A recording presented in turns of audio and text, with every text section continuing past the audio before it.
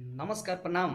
तब रउआ सबके मिला रहल बनी चोरों के चोर महाचोर, जिसका नाम है कोठापुत्र।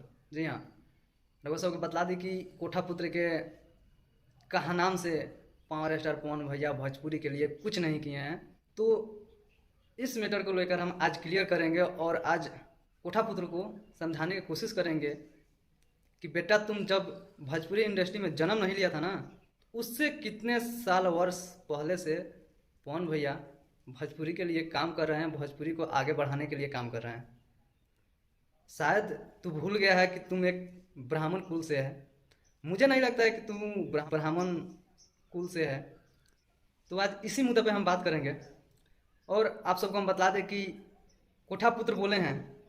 जी हाँ, कोठापुत्र बोले हैं कि पावर स्टार क्या चीज़ का, कैसा पावर और पावर का होला, कुछ क के देखी, भोजपुरी ला कुछ करी, भोजपुरी के आगे बढ़ाई तब पावर।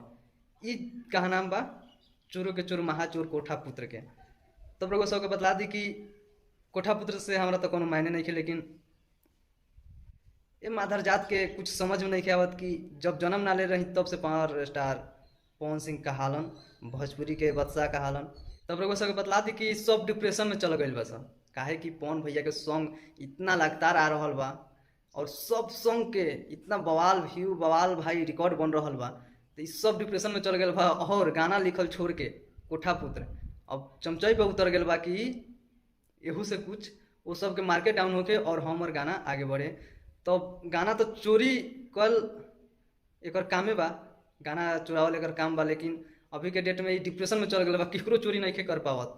फिलहाल में एगो लालका टी शर्ट वाला चोरी कर ले रहा, कुछ खास रिकॉर्ड ना बना पैलक, लेकिन पवन भैया तो भाई बवाल रिकॉर्ड बना रहल बनी और ये सब के पिछवाड़ा में बम्बू कर रहल बनी भाई, जवाब से ना काम से कर रहल बनी बम्बू। तो ये सब के मिर्ची लगबे करी।